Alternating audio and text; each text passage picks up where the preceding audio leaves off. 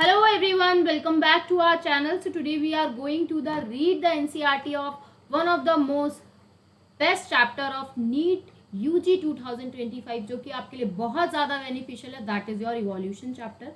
Next, this is a Agaz series that was started by me, in which I am going to complete all the chapters and the detailed lecture you are going to see. Evolution का हम detailed lecture देख चुके हैं, so that's why we are going to read the NCERT one by word. Next हम बात करें तो they all are the chapters that are already completed, जिनके मैंने डिटेल लेक्चर वीडियोस अपलोड कर दिया, आपको डिस्क्रिप्शन बॉक्स में मिल जाएंगे. नेक्स्ट अगर हम बात करें अपकमिंग लेक्चर्स जो हैं वो ये सारे हैं. कम्युनिटी पोस्ट पे अभी तक मैं इवोल्यूशन और molecular basis of inheritance upload कर चुकी हूँ. उसके अलावा daily at 7 PM community post पे 20 to 25 क्वेश्चन अपलोड होते हैं. तो do subscribe, like and share so that you can complete your biology with मी.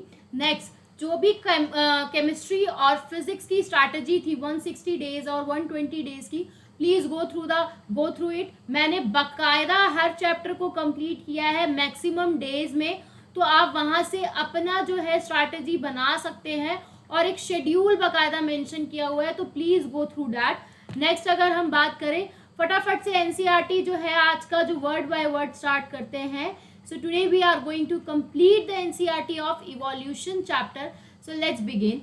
अगर हम बात करते हैं evolutionary biology, what do you mean by evolutionary biology? तो it is a study of the history of life forms on the earth.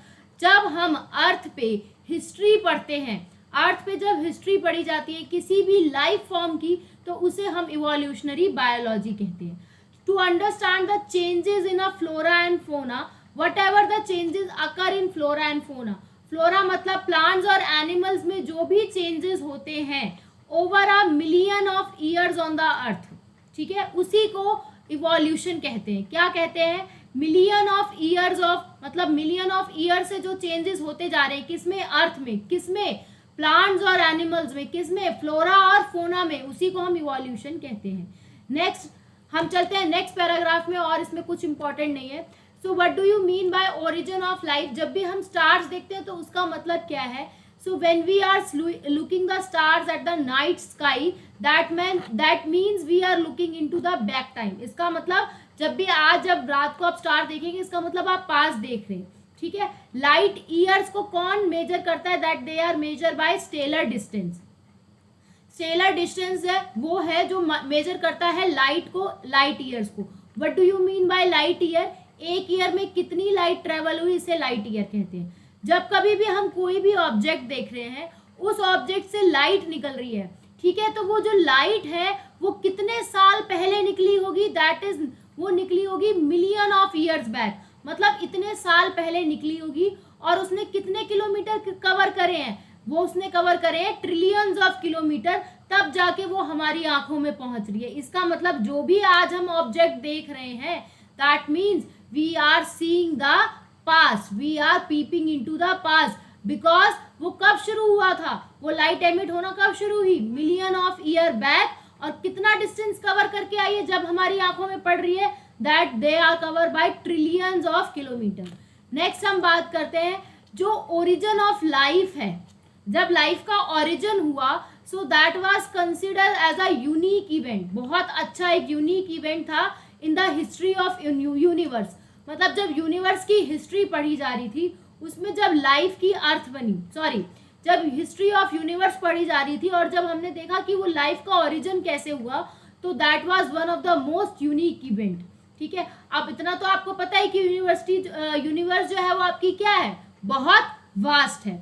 अगर हम बात करें, रिलेटिवली स्पीकिंग करें, तो जो अर्थ है वो अपने आप में कितना है? ओनली अ स्पैक. मतलब यूनिवर्स के अंदर अर्थ क्या है? सिर्फ छोटा सा तिनका, ठीक है. क्योंकि यूनिवर्स कब बनी थी? That was formed around 20 billion year old. कब बनी? 20 मिलियन ईयर ओल्ड पे बनी. जितने भी बड़े बड़े क्लस्टर होते हैं, मतलब गैलेक्सीज के बहुत सारे क्लस्टर को आप क्या कहेंगे? यूनिवर्स कहेंगे. और गैलेक्सीज के अंदर क्या प्रेजेंट है? That they contain stars, clouds of gases and dust. Considering the size of the universe, Earth is indeed a spark. अगर हम यूनिवर्स के साइज की बात करें तो उसमें अर्थ जो है वो सिर्फ एक छोटा सा तिनका है. जो बिग बैंग थ्योरी है वो क्या एक्सप्लेन करती है? वो एक्सप्लेन करती है कि यूनिवर्स जो है उसका ओरिजिन कैसे हुआ।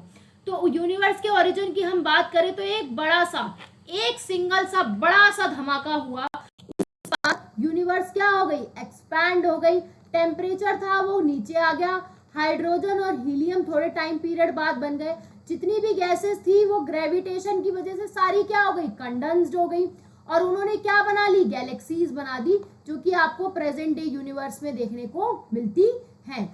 नेक्स्ट अगर हम बात करें इन द सोलर सिस्टम, अगर हम सोलर सिस्टम की बात करें तो of the milky way galaxy, earth कब बनी थी, that was found 4.5 billion year ago. कब बनी, 4.5 बिलियन ईयर अगो। जब अर्थ बनी थी उस टाइम पे अर्थ पे कोई भी एटमॉस्फेयर नहीं था। जब अर्थ बनी थी 4.5 बिलियन ईयर अगो, उस टाइम पे अर्थ पे कोई भी एटमॉस्फेयर नहीं था। Water vapour, methane, carbon dioxide, ammonia, they are all are release from the molten mass, ये सारे मॉल्टन मास से रिलीज हुए थे। द यूवी रेज जो पड़ रही थी सन से, उन्होंने जो सन से यूवी रेज निकल रही थी उसने क्या किया, वाटर मॉलिक्यूल को तोड़ दिया हाइड्रोजन और ऑक्सीजन में, और जो लाइटर हाइड्रोजन था वो वहां से क्या हो गया, एक्सकेप हुआ, बचा अब हमारा ऑक्सीजन। वो ऑक्सीजन क्या करेगा, कंबाइन होगा अमोनिया और मीथेन के साथ, और क्या बना लेगा, वाटर बना लेगा, कार्बन डाइऑक्साइड बना लेगा और अदर गैसेस बना लेगा। उसी टाइम पे ओजोन फॉर्म हुई, मतलब पहले ओजोन नहीं थी, ओजोन बनी बाद में।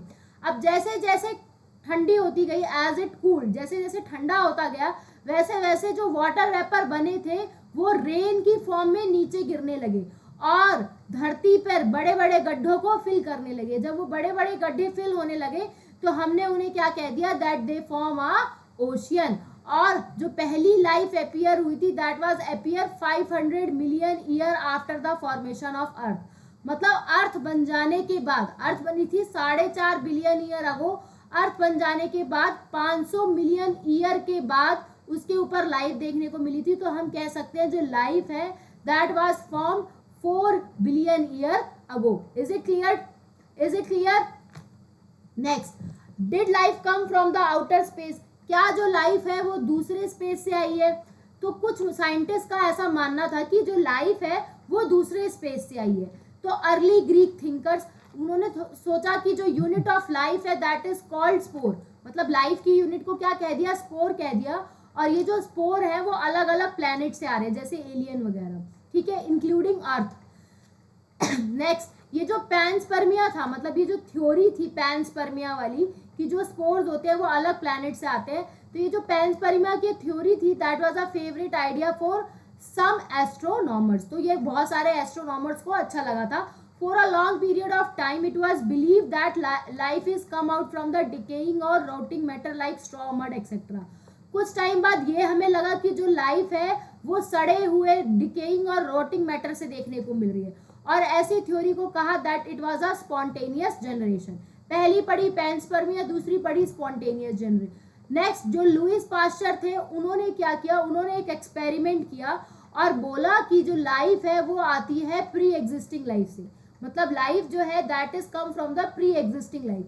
जैसे आपने सेल वाले चैप्टर में पढ़ा है that is omnis cellula e cellula, that is cell is arises from the pre existing cell. उसी तरीके से life is arises from the pre existing life. तो उन्होंने एक प्री स्टरलाइज फ्लास्क लिया, एक फ्लास्क लिया जो कि स्टरलाइज फ्लास्क था, दो फ्लास्क लिए, एक में दोनों में ईस्ट भर दी, एक को बंद कर दिया और एक को ओपन एयर में रख दिया। तो जो बंद था उसके ऊपर कोई लाइफ देखने को मिली, लेकिन जो फ्लास्क ओपन एयर में था वहां पे न्यू ऑर्गेनिज्म हमें देखने को मिले। तो यहाँ से जो स्पॉन्टेनियस जनरेशन वाली थ्योरी थी जो कि ये कह रही थी कि जो लाइफ है वो डिकेइंग, सड़े हुए रॉ स्ट्रॉ और मड से आ रही है, वो बिल्कुल एक तरीके से डिसमिस हो गई। किसने डिसमिस की, that was dismiss by Louis Pasteur. Next अगर हम बात करें Oparin of Russia and Haldane of England, ठीक है, these were the two scientist जो कि एक रशिया से थे एक इंग्लैंड से थे। उन्होंने बताया कि जो पहली लाइफ थी वो जरूरी pre existing non living organic molecule से आई थी, मतलब जो पहली लाइफ थी वो नॉन ऑर्गेनिक मॉलिक्यूल से आएगी। नॉन लिविंग ऑर्गेनिक मॉलिक्यूल कौन कौन से होंगे, जैसे कि आरएनए, प्रोटीन, डीएनए वगैरह। ये जो फॉर्मेशन ऑफ लाइफ है that was preceded by chemical evolution, और ऐसी थ्योरी को हम केमिकल इवोल्यूशन कहते हैं कि जो लाइफ है वो नॉन लिविंग ऑर्गेनिक मॉलिक्यूल से आ रही है। Formation of diverse organic molecules from the inorganic constitute, और यहाँ पे हमें देखने को मिला केमिकल इवोल्यूशन में कि बहुत बड़े बड़े ऑर्गेनिक मॉलिक्यूल्स बन रहे थे छोटे छोटे इनऑर्गेनिक कॉन्स्टिट्यूएंट से, ठीक है। The condition on the earth were high temperature, उस टाइम पे अर्थ का कैसा टेम्परेचर था, हाई टेम्परेचर था, वॉल्केनिक स्टॉर्म से रिड्यूसिंग एटमॉस्फेयर था, CH4NH3 एक्सेट्रा ये सब था। उसी टाइम पे एक साइंटिस्ट थे 1953 में SL मिलर, जो कि कहाँ के साइंटिस्ट थे, that he was a scientist of America, America के साइंटिस्ट थे इसीलिए उन्हें अमेरिकन साइंटिस्ट कहते हैं। उन्होंने सेम कंडीशन एक लैब में क्रिएट करी, ठीक है। उस फ्लास्क के अंदर उन्होंने एक इलेक्ट्रिक डिस्चार्ज क्रिएट किया और इलेक्ट्रिक डिस्चार्ज के साथ साथ उसके अंदर CH4H2NH3 और वाटर वेपर डाले 1800 डिग्री सेल्सियस में। और उन्होंने क्या देखा, जब उन्होंने वो लैब के अंदर एक्सपेरिमेंट किया, फ्लास्क के अंदर वही सारी कंडीशन प्रोवाइड करी, तो उन्होंने देखा कि अमाइनो एसिड्स की फॉर्मेशन हो रही है। इन सिमिलर एक्सपेरिमेंट उन्होंने ये चीज़ भी देखी कि शुगर भी बन रही है, नाइट्रोजनस बेसिस भी बन रहे हैं, पिगमेंट्स भी बन रहे हैं और फैट्स भी बन रहे हैं। Analysis of meteorite content also reveal, जब हमने मीटियोराइट कंटेंट का एनालिसिस किया तो वहाँ से भी हमें पता चला कुछ उसी तरीके के सिमिलर कंपाउंड, उसी तरीके के सिमिलर प्रोसेस से कहीं दूसरी जगह स्पेस पे अकर हो रही थी, ठीक है। नेक्स्ट अगर हम बात करें, वी हैव नो आइडिया, पहली बात हमें ये आइडिया बिल्कुल भी नहीं था कि जो first self replicating metabolic capsule था वो कैसे बना, जो पहला कैप्सूल था लाइफ का वो कैसे आया, ठीक है। ये तो पता है कि पहली नॉन सेलुलर लाइफ आई थी 3 बिलियन ईयर अगो और पहली सेलुलर लाइफ आई थी 2000 बिलियन ईयर अगो, ठीक है।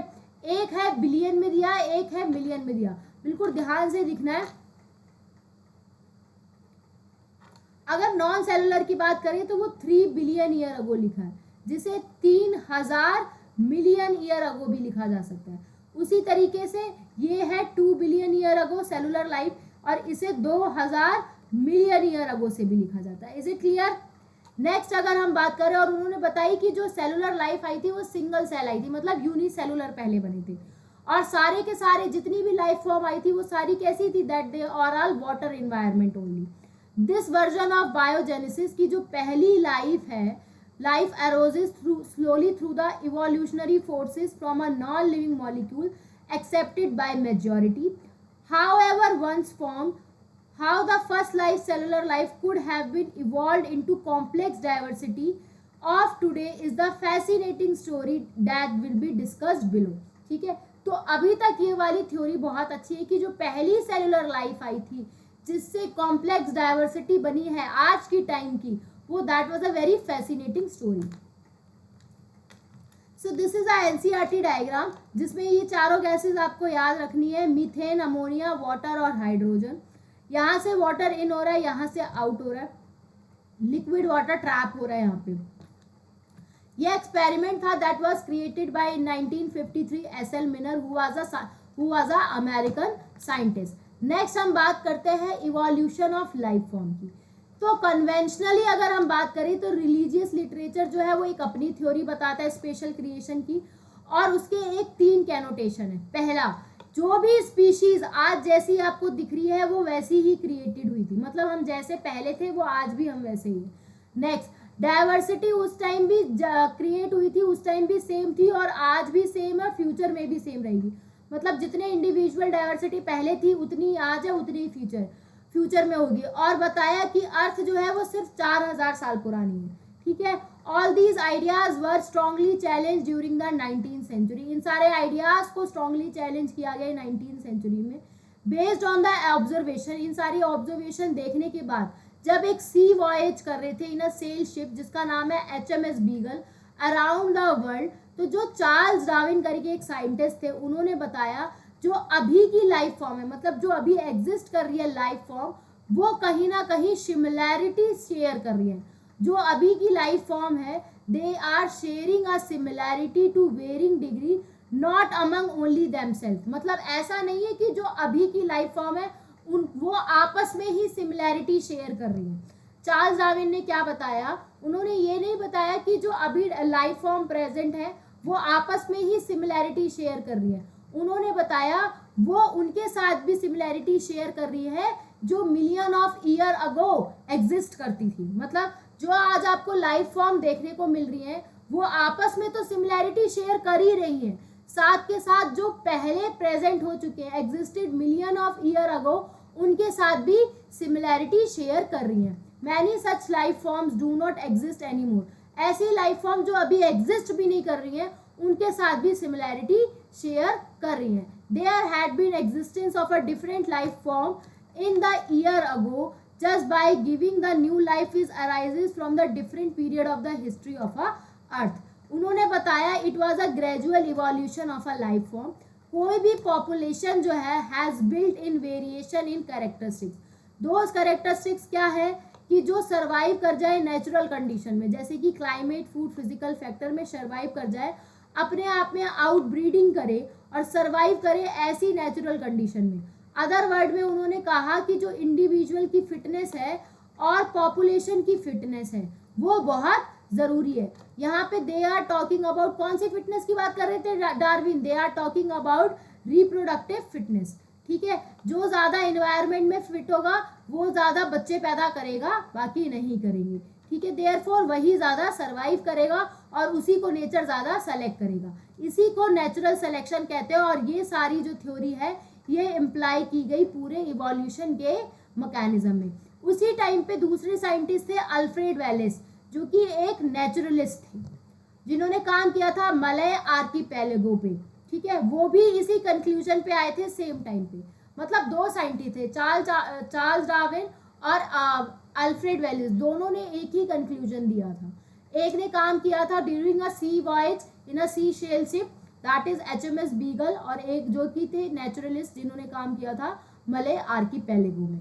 ठीक है, next, due to the course of the time apparently new types of organism are organisable, all the existing life form share similarity and share common ancestor. मतलब जितनी भी life forms हैं वो सारी की सारी आपस में कहीं ना कहीं सिमिलैरिटी शेयर कर रही है, they are having a common ancestor. ये जो एंसेस्टर्स हैं they are present in different period in the history of earth. तो अर्थ की अगर हिस्ट्री की बात करें तो एंसेस्टर हमें अलग अलग हिस्ट्री के अलग अलग पीरियड में देखने को मिल जाएंगे, जैसे कि इपॉच पीरियड और इरास। ठीक है, तो कहीं ना कहीं जो जियोलॉजिकल हिस्ट्री है अर्थ की, जो अर्थ की जियोलॉजिकल हिस्ट्री है वो आपस में रिलेट कर रही है with the biological history of earth. ठीक है, कौन सी दो हिस्ट्री आपस में रिलेट कर रही है? Geological and biological history. Next, यहाँ से हमें पता चला कि जो अर्थ है वो सिर्फ कुछ हजार साल पुरानी नहीं है, but it is about a billion of year old. Is it clear? Shall be move to the another part, what are the evidence for the evolution? Next, evidence that evolution of life forms has indeed taken place on the earth has come from the many equators। वहीं हम बात करें अगर fossils की तो they are the remain of hard parts of the life forms. मतलब ये life form के हार्ड पार्ट्स होते हैं जिन्हें हम फॉसिल कहते हैं, जो कि हमें रॉक के अंदर देखने को मिलते हैं। यही रॉक क्या है? सेडिमेंट्स बनाते हैं और एक क्रॉस सेक्शन बनाते हैं अर्थ क्रस्ट में, जो कि इंडिकेट करते हैं that the arrangement of the sediment one over the other during the long history of earth। Different age rock sediment जो हमें देखने को मिलते हैं, तो वहां पे हमें different types of fossil fall देखने को मिलते हैं of life forms who probably died during the formation of particular sediment. क्या पता ऐसा हो सकता है जो हमें डिफरेंट एज फॉर्म देखने को मिलते हैं, एक के बाद एक के बाद एक, तो वो जो बना रहे हैं तो उसके अंदर हमें अलग अलग लाइफ फॉर्म देखने को मिलेंगे। हो सकता है वो वाली जो लाइफ फॉर्म है वो खत्म हो चुके हो, डाइड हो चुके हो during the formation of particular sediment. Some of them appear similar to be modern organism. They represent a extinct organism. Example, dinosaurs.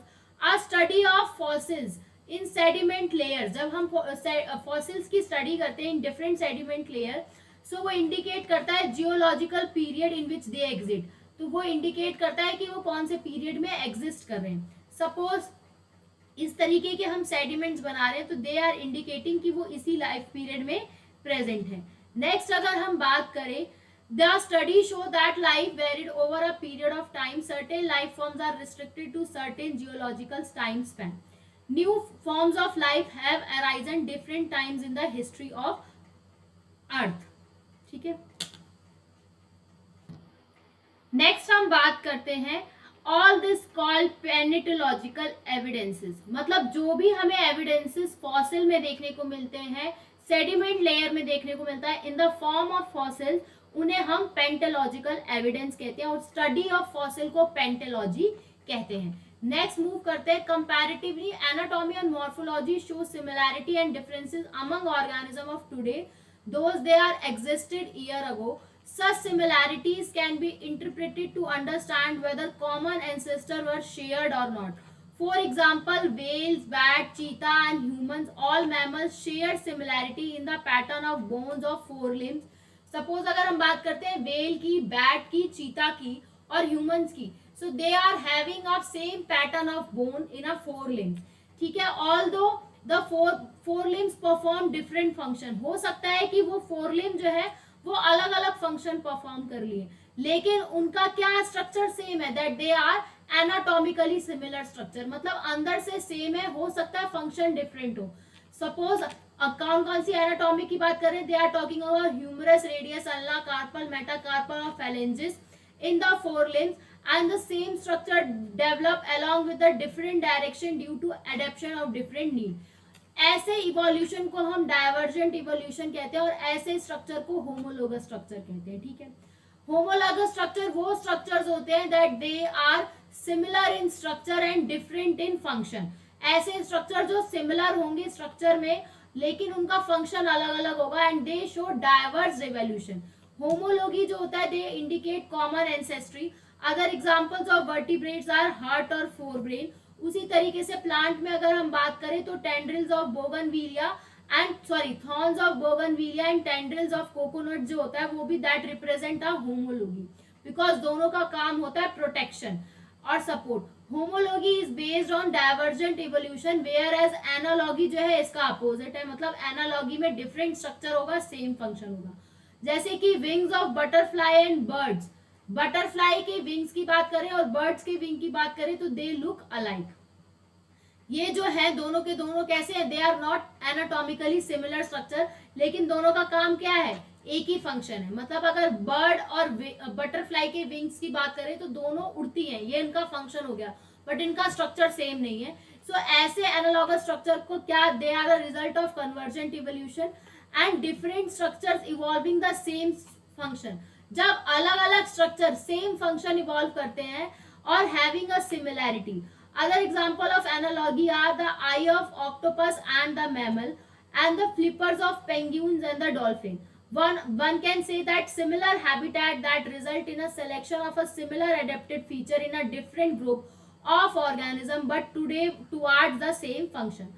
उसी तरीके से स्वीट पोटैटो की बात करें तो वो रूट मॉडिफिकेशन है और पोटैटो की बात करें तो वो स्टेम मॉडिफिकेशन है, लेकिन ये भी किसका एग्जांपल है, they are the example of analogy. क्यों, क्योंकि दोनों का काम क्या होता है, फूड को स्टोरेज करना, लेकिन इनका स्ट्रक्चर क्या है, that they are different in structure. Same in the line of argument अगर हम बात करें तो प्रोटीन की सिमिलैरिटी और जीन की सिमिलैरिटी एक जैसी होती है, दोनों का दोनों काम होता है एक ही गिवन फंक्शन परफॉर्म करना अमंग अ डाइवर्स ऑर्गेनिज्म। इतने सारे ऑर्गेनिज्म में प्रोटीन और gene they are having a similarity performing a given function and also gives a clue of for common ancestor. So they are also giving the clue of the common ancestor.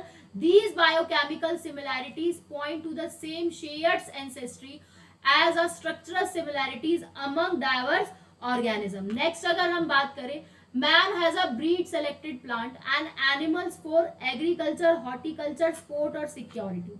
Man has domesticated many wild animals and crop. The intensive breeding program has created breeds that differ from the other breed, but still are in the same group.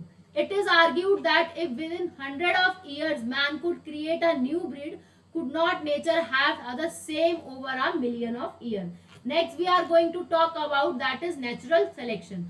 ये भी example है natural selection का। Other interesting observation supporting evolution by natural selection ये है कि that is come from the England, England में देखने को मिली थी in a collection of moth made in 1850। 1850 के मॉथ के कलेक्शन में हमें क्या देखने को मिला था, जब इंडस्ट्री नहीं थी तब देखने को मिला था कि जो व्हाइट वाले विंग है वो ज्यादा है, डार्क वाले विंग क्या है, कम है।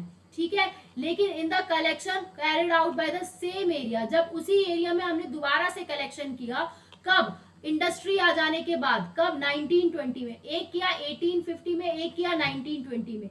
तो 1920 में जब हमने किया तो हमने देखा जो डार्क विंग वाले थे वो ज्यादा थे, वेयर एज व्हाइट विंग वाले बिल्कुल भी नहीं बचे, और ये प्रोपोर्शन क्या हो गया, रिवर्स हो गया। ऐसा क्यों हुआ? The explanation put forward for this observation was the predator will the spot of moth against the contrasting background. मतलब प्रीडेटर जो है वो कैसे पहचान रहा था मॉथ को, उसके कॉन्ट्रास्टिंग बैकग्राउंड से।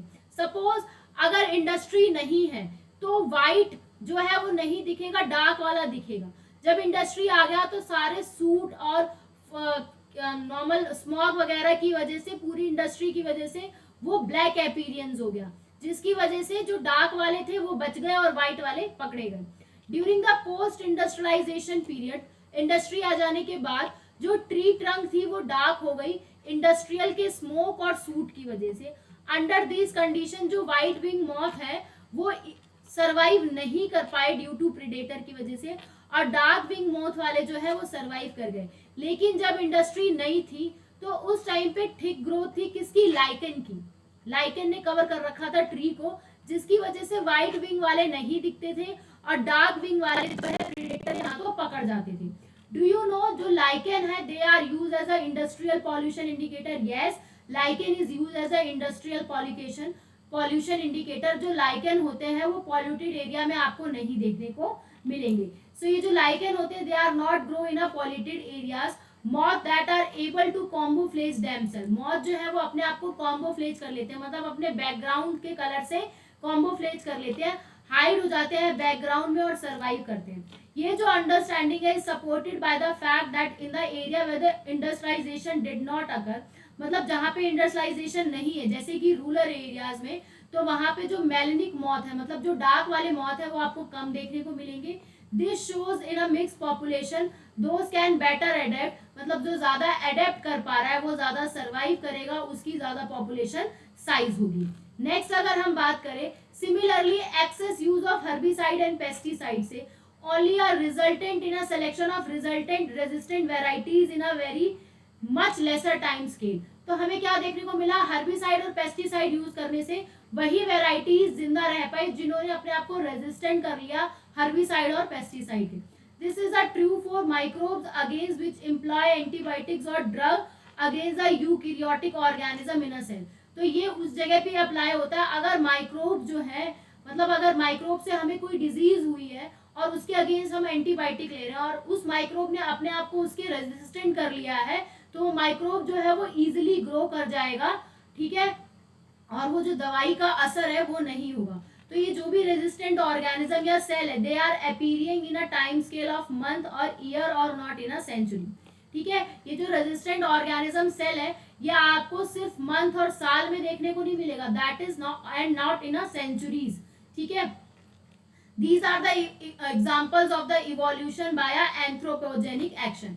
तो ये एंथ्रोपोजेनिक एक्शन की वजह से हमें ऐसे एग्जाम्पल देखने को मिले। और इवोल्यूशन जो है it is not a directed process, directed process नहीं है in the sense of determinism, it is a stochastic process. कैसा प्रोसेस है, it is a stochastic process है जो कि बेस्ड होता है कि चांस ऑफ इवेंट, नेचर का कैसा इवेंट है वो आ रहा है उस पर डिपेंड करता है, और ऑर्गेनिज्म के अंदर क्या क्या म्यूटेशन हुई है उस पर डिपेंड करता है। तो evolution is not a directed step, it is a stochastic step. Next अगर हम बात करें, so this is the NCERT diagram. As you see in this diagram brachiosaurus से डायरेक्ट ट्राइनोसोरस दिखाया गया है और स्टीगोसॉरस से डायरेक्ट आपको ट्राइसेरोप्टर्स दिखाया है। यहीं पे दोनों जो है they are archaeopteryx, connecting link between reptiles and bird. उसके बाद क्रोकोडाइल्स एंड टेरोडोन।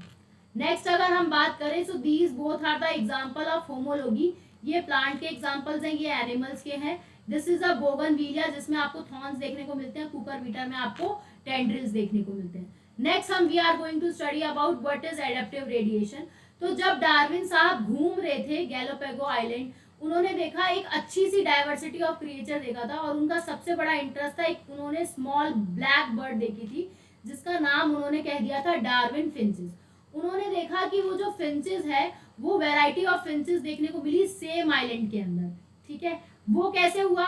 जो ओरिजिनल वाली थी वो तो सिर्फ खाली सीड खाती थी, they are a seed eating feature, but जैसे जैसे इवॉल्व होती गई उनकी जो बीक है, मतलब बीक के अंदर मतलब जो उनकी चोंच थी वो भी अराइज हो रही थी अलग अलग फॉर्म में due to became of insectivorous, क्योंकि कुछ इंसेक्टिवोरस बन रही थी, कुछ वेजिटेरियन फिंचेस थी। तो ये जो देखो बीक जो है वो अलग अलग शेप की हो रही है। जो ओरिजिनल ईटिंग थी वो सिर्फ सीड खाती थी, बाद में वो insectivorous eating, fruit eating, vegetarian finches बनती गई। तो ये जो हमने इवोल्यूशन देखा एक ही स्पीशीज के अंदर, ऑफ डिफरेंट स्पीशीज के अंदर, एक ही जियोग्राफिकल एरिया में, मतलब जियोग्राफिकल एरिया है उसी की डिफरेंट डिफरेंट स्पीशीज है, उसके अंदर जो हमने इवोल्यूशन देखा एक स्टार्टिंग पॉइंट से लेके literally to the radiating to the another areas of the geography, उसी को हम एडेप्टिव रेडिएशन कहते हैं। ये जो डार्विन फिंचेस है it is a best example of this phenomena. उसके अलावा एक और एग्जांपल है जिसका नाम है ऑस्ट्रेलियन मार्सुपियल्स। बहुत सारे नंबर ऑफ मार्सुपियल जो है they are different from one and another, ये सारे इवॉल्व हुए हैं अपने एक एंसेस्ट्रल स्टॉक से, ठीक है, but all with in Australian island continent में। लेकिन जब किसी भी इन्वायरमेंट में, जब किसी भी एक जियोग्राफिकल एरिया में एक से ज्यादा एडेप्टिव रेडिएशन है, मतलब एक से ज्यादा एडेप्टिव रेडिएशन अकर हो रही है सेम जियोग्राफिकल एरिया में, अगर एक स्पीशीज की बात हो रही है that is a different thing, लेकिन अगर हम दो अगर डिफरेंट स्पीशीज की बात कर रहे हैं वो एक से ज्यादा एडेप्टिव रेडिएशन शो कर रही है एक ही जगह में, तो उसे हम कन्वर्जेंट इवोल्यूशन कहते हैं। सपोज अगर हम बात करते हैं सिर्फ डार्विन फिंचेस की, तो that is a divergent evolution, क्योंकि उन्होंने अपने आप को डाइवर्स किया है डिफरेंट पीक की फॉर्म में। लेकिन अगर उसी एरिया में एक से ज्यादा है, जैसे कि प्लेसेंटल मैमल्स और ऑस्ट्रेलियन मार्सुपियल एक ही जगह पे, तो they are the example of convergent evolution. Is it clear? So these are the example of Australian marsupial. उसी तरीके से प्लेसेंटल मैमल्स जो है ऑस्ट्रेलिया में देखने को मिले थे, उन्होंने भी एडेप्टिव रेडिएशन किया था, अलग अलग वेराइटीज देखने को मिली थी प्लेसेंटल मैमल्स की, ठीक है।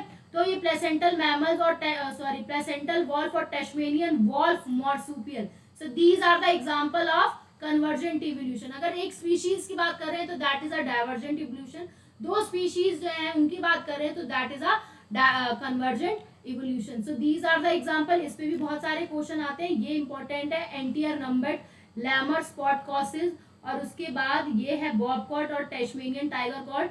बाकी सबके जो नाम है कहीं ना कहीं एक दूसरे से सिमिलर है। Next move to this slide. Next हम बात करते हैं बायोलॉजिकल इवोल्यूशन की। So we are talking about what is biological evolution. तो evolution by natural selection in a true sense would have been started when a cellular life form with a difference in metabolic capacity of originated on the earth। तो अगर हम बात करते हैं natural selection bye evolution की, तो वो true sense में कब स्टार्ट हो गया था? वो तब हो गया था जब सेलुलर लाइफ फॉर्म जो है अलग अलग डिफरेंसेस के साथ, अलग अलग मेटाबॉलिक कैपेबिलिटी के साथ अर्थ में ओरिजिनेट हुई थी। So the essence of the Darwin theory about the evolution is natural selection. ये तो आपको पता चल गया कि डार्विन थ्योरी का जो कॉन्सेप्ट था वो पूरा का पूरा किस पे बेस्ड था? That was based on natural selection, and the rate of appearance of the new life form is linked to the rate of the life cycle of the lifespan। मतलब उनके कहने का मतलब है कि नई लाइफ है, नई लाइफ का जो अपीयरेंस है कि कितनी जल्दी नई लाइफ हमें देखने को मिलेगी, वो डायरेक्टली किससे लिंक है कि उस इंसान की या उस लाइफ फॉर्म की कितनी लाइफ है या उसका कितना लाइफ स्पैन है। मतलब उन्होंने क्या कहा? उन्होंने ये कहा कि जो rate of appearance of life form है, मतलब जिस तरीके से आप देखना चाहते हो कि नई लाइफ आपको कब देखने को मिलेगी, that is directly proportional to the life cycle, कि वो लाइफ फॉर्म की कितनी लाइफ साइकिल है या वो लाइफ फॉर्म की कितना लाइफ स्पैन है, वो कब तक जिएगा, उस पर डिपेंड करता है। नेक्स्ट हम बात करते हैं जैसे कि माइक्रोब्स हैं दैट डिवाइड फास्ट है because they have a ability to multiply and became millions of individual with in an hour. Because आपको पता है माइक्रोब जो है वो अपने आप को जल्दी जल्दी डिवाइड कर लेते हैं, तो इसीलिए हमें उन्हें एक घंटे के अंदर हमें मिलियंस ऑफ इंडिविजुअल देखने को मिल जाएंगे। सपोज एक कॉलोनी ली है बैक्टीरिया की, saying a growing in a medium has built in variation in terms of ability to utilise a feed component. A change in the medium, हमने एक कंपोनेंट लिया, एक बॉक्स लिया, उसमें बहुत सारे हमने माइक्रो ऑर्गेनिज्म ले लिए, बहुत सारे बैक्टीरिया ले लिए, ठीक है, और उस मीडियम में फिर हमने क्या कर दिया? चेंज कर दिया, और कुछ ही पॉपुलेशन जो है बी बनी। ए वाली में बहुत सारे हैं, बी वाले में बहुत कम है, because of change in environment. तो that can survive in a new condition.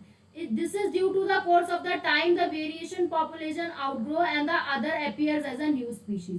This would happen within a days for the same thing that would happen in a fish or fowl. अगर हम fish और fowl में ये experiment similarly करेंगे तो उसमें हमें million of years लगेंगे और million as a life span of the animals are in years, because जो fish और fowl का जो life span होता है वो years में होता है, whereas बैक्टीरिया का आपको 2-3 दिन देखने को मिल जाएगा क्योंकि बैक्टीरिया जल्दी जल्दी डिवाइड हो जाता है. ठीक है. सिमिलरली फिटनेस जो बी की है वो ज्यादा बेटर होगी ए से, क्योंकि ए में बहुत सारे थे, बी में थोड़े ही बचे. तो जितने बचे उन्होंने अपने आप को सरवाइव किया due to change in environment, change in medium की वजह से. ठीक है. इसी वजह से nature select the fitness. One must remember so called fitness is based on the characteristic which is inherited. मतलब हो सकता है ये जो फिटनेस की हम बात कर रहे हैं ये वो कैरेक्टरिस्टिक है जो इनहेरिट हो सकता है.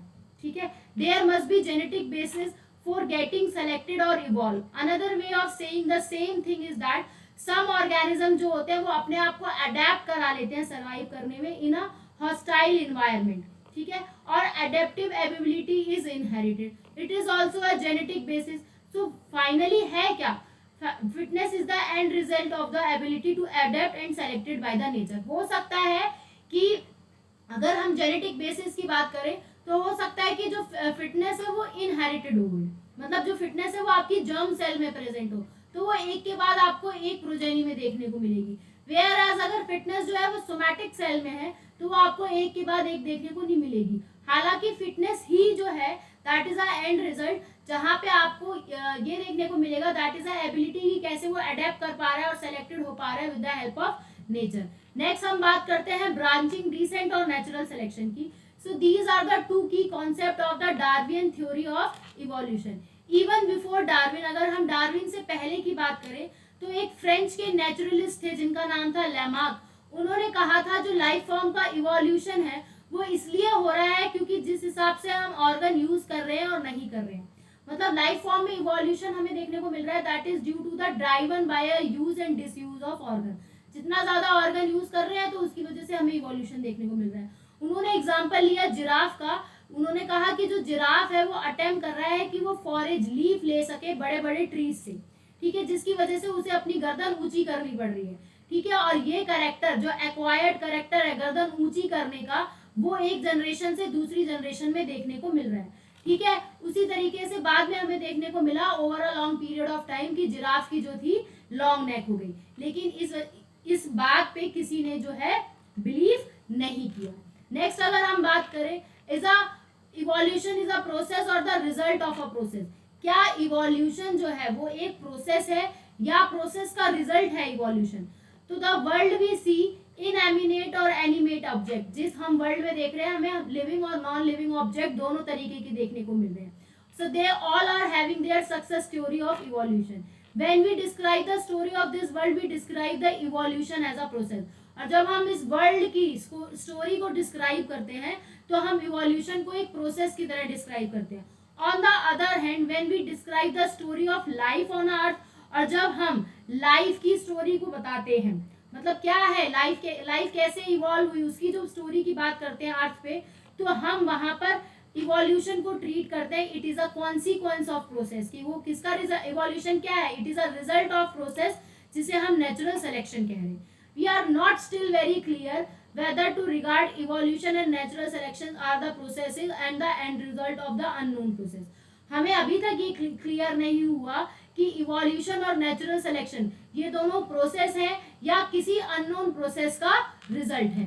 उसी तरीके से हम बात करें तो एक काम किया था थॉमस माल्थस ने किस पे, पॉपुलेशन में, that was influenced by Darwin. ठीक है. डार्विन से इन्फ्लुएंस होके एक थॉमस माल्थस ने पॉपुलेशन में काम किया था. ठीक है. Natural selection is based on certain observation जो कि बहुत ज्यादा फैक्चुअल था. फॉर एग्जांपल अगर नेचुरल रिसोर्सेज लिमिटेड हैं किसी भी पॉपुलेशन में तो वो population they are stable in size except a seasonal fluctuation. Members of the population vary in characteristics. In fact, no two individual are look alike, even though they are superficially similar.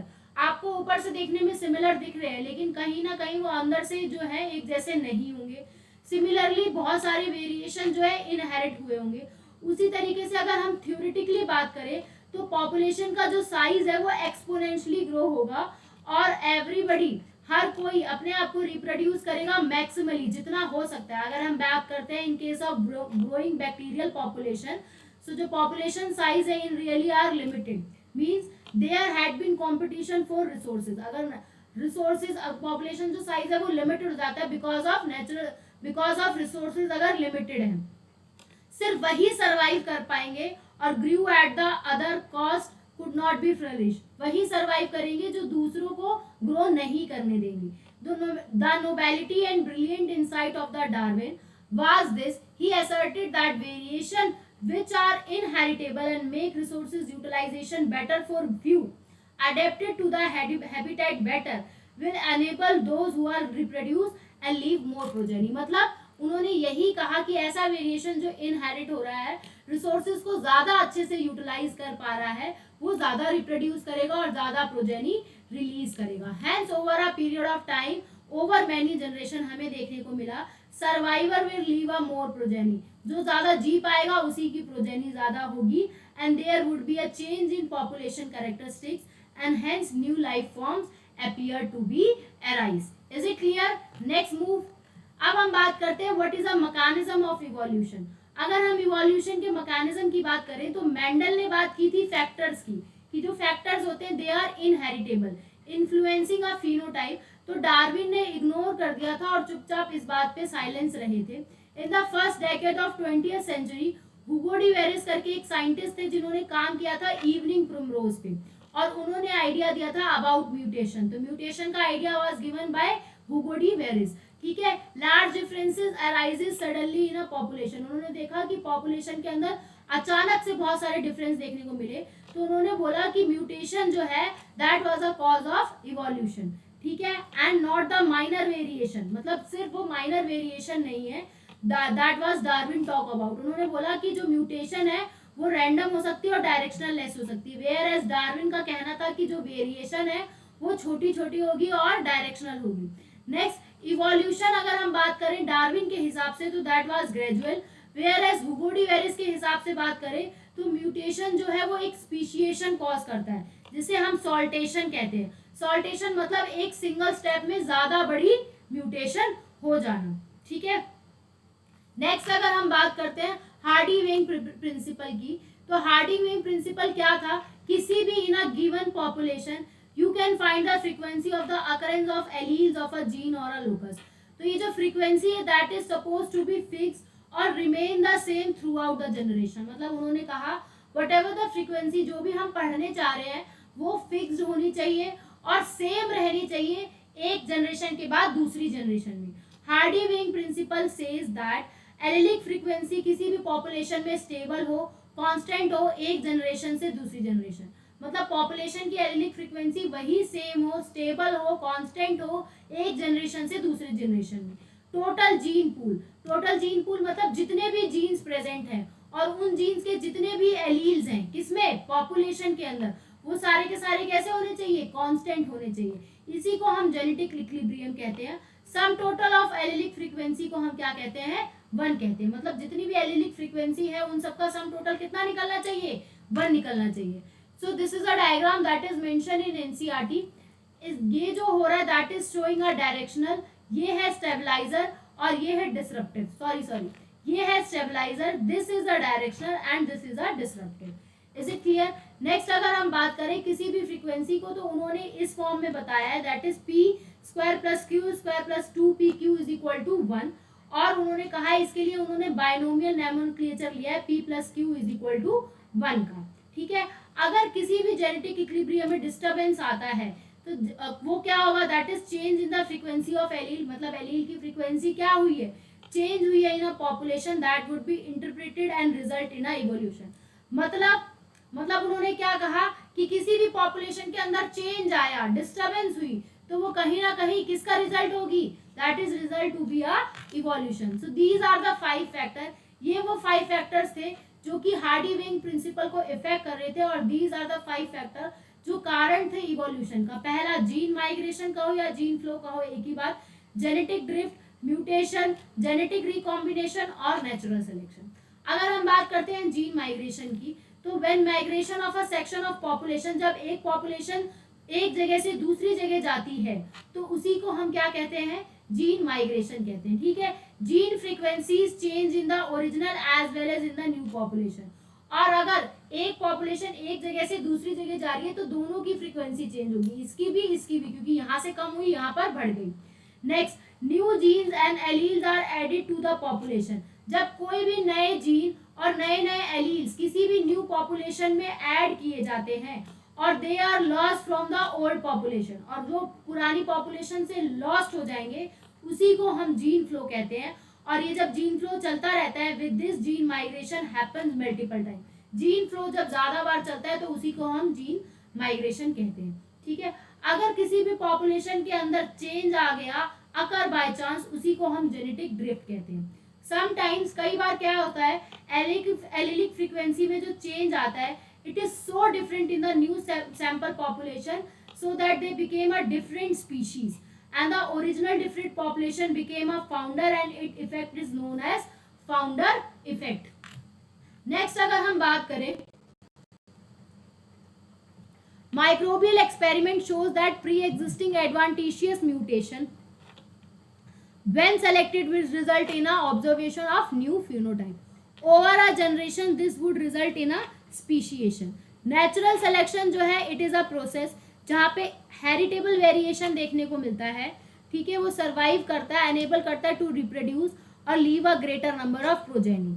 उसी तरीके से अगर हम बात करते हैं, variation जो होता है that is also due to mutation, और वेरिएशन जो होता है वो रिकॉम्बिनेशन की वजह से भी होता है, जो कि आपने पढ़ा है मियोसिस 1 प्रोफेज 1 प्रोफेज 1 में जो रिकॉम्बिनेशन आपने पढ़ा है। ठीक है ना, that is studied in a pachytene stage. और ड्यू टू जीन फ्लो और अ जेनेटिक ड्रिफ्ट, जिसकी वजह से फ्रीक्वेंसी में चेंज आएगा और एलील में चेंज आएगा इन फ्यूचर जनरेशन। नेक्स्ट, अगर हम बात करें, natural selection lead to stabilisation. जब बहुत सारे इंडिविजुअल जो है वो एक ही मीन कैरेक्टर वैल्यू ले तो उसे हम कहते हैं that this is a stabilisation. Directional होगा जब बहुत सारे इंडिविजुअल जो है वो मीन कैरेक्टर वैल्यू को छोड़ के दूसरी वैल्यू ले। और डिसरप्टिव होगा जब बहुत सारे इंडिविजुअल जो है वो पेरिफेरल कैरेक्टर को ले जो कि प्रेजेंट है दोनों डिस्ट्रीब्यूशन कर्व पे। Is it clear? Next, this is a topic of brief account of evolution. अब आपको पता चल गया 2000 मिलियन ईयर अगो पहली सेलुलर लाइफ अपीयर हुई थी, वो भी यूनिसेलुलर ऑर्गेनिज्म। ठीक है, the mechanism of non cellular कैसे एग्रीगेट हुए, बड़े बड़े जाइंट मैक्रोमोलिक्यूल्स उन्होंने अपने आप को इवॉल्व किया, सेल बनाई, मेम्ब्रेनस एनवेलप बनाया। बहुत सारे ऐसी सेल्स थी जो कि क्या रिलीज करती थी, ऑक्सीजन, जिसका नाम था blue green algae. Next, this is a diagram that is mention in NCERT. देखो, क्लोरोफाइटा आपको पता है इससे क्या निकलेगा, दैट इज अ ब्रायोफाइटा। फिर आया ट्रैकियोफाइटा, जो कि आप टेरिडोफाइटा की अगर हम बात करें तो वहां से जूस्टेरेलम, ये लाइकोपोड्स हैं। उसके बाद राइनी टाइप फाइटा और सिलोटम। सिलोटम से निकले 1 2 3 4 5 और 6। एक निकले सिनेप्टोसम फंस, जिनको वो कोनीफर्स नेटल। उसके बाद प्रोजिम्नोस्पर्म से निकले सीड फन, सीड फन से आए साइकड, और साइकड से पहले बने डाइकॉट, फिर बने मोनोकॉट। Is it clear? उसी तरीके से अगर हम बात करें तो जो सिंगल सेल ऑर्गेनिज्म थे वो मल्टी सेलुलर होते गए, और 500 मिलियन ईयर अगो के टाइम पे इनवर्टिब्रेट जो है वो एक्टिव हो गए। जॉलेसिस फिशेस देखने को मिली, जो कि थी आपकी साइक्लोस्टोमेटा, जो कि इवॉल्व हुई अराउंड 350। उसके अलावा हमें सीवीड्स और कुछ प्लांट देखने को मिले 320 मेया के अराउंड। ये फर्स्ट ऑर्गेनिज्म थे that they were invaded in a land were plants. ठीक है, they were the wide spread on the land, जहाँ पे animals invaded a land. Fishes stout, मतलब फिशेस के पास स्टाउट था और एक स्ट्रॉन्ग फिन था जो कि वापस से पानी में चली जाती थी। दिस वाज अबाउट अ 350 मेया। नेक्स्ट, 1938 में एक फिश आई जिसका नाम, जो कि साउथ अफ्रीका में देखी गई, जिसका नाम था कोलिकंथ, जो कि अब एक्सटेंट हो चुकी है। The animals called low fins, ये एनिमल्स जो लो फिन्स को जिन्हें हम कहते हैं that they were the first amphibians, जो कि पानी और लैंड और वाटर दोनों में रहते थे। There are no specimen of these left with us, अब हमारे पास इनका कोई भी स्पेसिमेन नहीं है। These were the ancestor of modern age frog और सैलामेंडर्स। ये आज के नए टाइम के फ्रॉग और सैलामेंडर के एंसेस्टर हैं। यही एम्फीबियंस क्या थे, इवॉल्व हुए, इन्हीं से क्या बने, रेप्टाइल्स बने।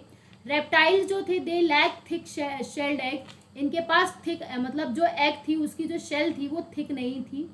दे do not dry in the sun unlike those of amphibians, मतलब जैसे एम्फीबियंस जो थे वो अपने एग को ड्राई करते थे इन सन में, तो ये नहीं करते थे। Again only we see their modern descent the turtles, tortoise and crocodiles, हमें ये नए नए देखने को मिलते हैं। In the next 20 million year ago reptile is different in shape and size and dominant on the earth. उसके बाद आए जाइंट फंस, बड़े बड़े टेरिडोफाइटा, जो कि आजकल हमें देखने को मिलते हैं। They fall to form a cold deposit slowly. Some of these reptile जो हैं वो पानी में दोबारा से वापस चले जाते हैं और इवॉल्व हो गए फिश लाइक रेप्टाइल्स में 200 मेया के अराउंड, जिसका नाम है इक्थियोसॉरस। एक लैंड रेप्टाइल है जिसके बारे में हमने बात की है, डायनासोर। एक बिगेस्ट ऑफ देम है जिसमें हमने ट्राइनोरॉरिक्स, जो कि कहाँ से निकला था, स्ट्रीगोरोटिस से, वो जो डायग्राम अगर याद हो, जो कि कितना बड़ा है, 20 फीट बड़ा है और इसके ड्रैगन लाइक टीथ हैं। ठीक है, अबाउट 16 मेया के टाइम पे डायनासोर्स भी जो थे वो एक्सटिंक्ट हो चुके थे। नेक्स्ट अगर हम बात करें, small size reptiles of that era will still exist today, और अभी तक जो स्मॉल साइज रेप्टाइल्स है वो भी एक्सटिंक्ट हो चुके हैं। नेक्स्ट अगर हम बात करें, जो पहले मैमल्स थे वो शू लाइक थे, उनके जो फॉसिल्स हमें देखने को मिले they are of small size mammals, they were viviparous, protect their unborn young inside their mother body, मतलब जो अपने छोटे छोटे बच्चों को मदर बॉडी के अंदर प्रोटेक्ट करते थे। मैमल्स जो थे वो ज़्यादा इंटेलिजेंट थे इन sensing and avoid a danger at least, मतलब ज़्यादा अच्छा सेंस था और अवॉइड करते थे डेंजर। वेयर एज बात करें रेप्टाइल्स, जब ये come down on a land, come down on a mammal took over the earth, so they were in the south America mammals की हम बात कर रहे हैं, साउथ अमेरिका मैमल्स की, जो कि किसकी तरह दिख रहे थे, हॉर्स, हिप्पोपोटेमस, बियर और रैपिड्स की तरह देख रहे थे। लेकिन कॉन्टिनेंटल ड्रिफ्ट की हो जाने की वजह से जब साउथ अमेरिका नॉर्थ अमेरिका के साथ जुड़ गया तो ये जो एनिमल्स थे they are overridden by North America fauna. ठीक है, तो जो साउथ अमेरिका के एनिमल्स थे, कौन से, हॉर्स, हिप्पोपोटेमस, बियर और रैबिट की तरह दिख रहे थे, वो ओवर रिडन हो गए, छुप गए, किसकी वजह से, नॉर्थ अमेरिका के फौना की वजह से, ड्यू टू कॉन्टिनेंटल ड्रिफ्ट। ठीक है, and due to same continental drift, इसी की वजह से जो पाउच्ड मैमल्स थे ऑस्ट्रेलिया के वो सरवाइव कर गए क्योंकि वहां पर कोई कंपटीशन नहीं था। ठीक है, नेक्स्ट अगर हम बात करें, now we are going to discuss evolution of man. About 15 मया के दौरान प्राइमेट्स थे जैसे कि ड्राइपोपिथिकस और रामापिथिकस, ये देखने को मिले, जो कि हेरी थे, walk like gorillas and chimpanzee. Ramapithecus मतलब राम जो है वो मोर मैन लाइक, ड्रायोपिथिकस दे वर मोर एप लाइक। इनके फॉसिल फ्यूल्स जो है मैन लाइक वाले बोन्स के वो हमें इथोपिया और टेंजीनिया में देखने को मिले। They reveal that is a hominid feature including the belief about 3 to 4 मेया, और 3 से 4 मेया के अराउंड हमें होमिनिड फीचर देखने को मिले। ऐसे मैन देखने को मिले that they look like a primates, जो कि ईस्टर्न अफ्रीका में वॉक कर रहे थे। ठीक है, they were not probably taller than 4 feet, 4 feet से ज़्यादा बड़े नहीं थे, बट वॉक कर पा रहे थे बिल्कुल राइटली। और 2 मया के दौरान ऑस्ट्रेलोपिथिकस देखने को मिले, जो कि ईस्ट अफ्रीका की ग्रासलैंड में देखने को मिले। ठीक है, एविडेंसेस शो दैट कि वो जो थे वो स्टोन से हंट करते थे वेपन को और फ्रूट खाते थे। Some of the bones of these bone is discovered were different, this creature was a first human being like hominid feature अगर हमें कोई देखने को मिला सो दैट इज होमो हेबेलिस। इनकी कैपेसिटी भी 650 to 800 सीसी थी। ठीक है, ये जो थे मीट नहीं खाते थे। इनका जो फॉसिल फ्यूल हमें देखने को मिला, जो फॉसिल डिस्कवर्ड हुआ that was discovered in Java in 1891, revealed in the next stage जो कि थी होमो इरेक्टस, वो डिस्कवर्ड हुई 1.5 मेया के दौरान, जिनकी ब्रेन कैपेसिटी थी 900 सीसी थी, और ये होमो इरेक्टस जो थे वो मीट खाते थे। नेक्स्ट हम बात करें नीदरलैंड की, जिनकी ब्रेन कैपेसिटी थी 1400, जो कि हमें नियर ईस्ट और सेंट्रल एशिया में देखने को मिले 1,00,000 से लेके 40,000 साल पहले। ये अपनी जो बॉडी थी, they use hide their protected body and buried their dead, और डेड बॉडीज को दफना देते थे। वेयर एज अगर हम होमोसैपियंस की बात करें तो they are arises in Africa and moved across continent and develop into different races during the ice age between 75,000 से लेके 10,000 साल पहले। जो मॉडर्न होमोसेपियंस है वो देखने को मिले। इसके अलावा प्री हिस्टोरिक केव भी है जो वो डेवलप हुई 18,000 साल पहले, और एग्रीकल्चर जो है दैट वाज डेवलप 10,000 साल पहले, और वहीं से ह्यूमन सेटलमेंट जो है स्टार्ट हुआ। ठीक है, नेक्स्ट हमने एक चीज छोड़ दी, उसको देख लेते हैं। This is a NCERT diagram.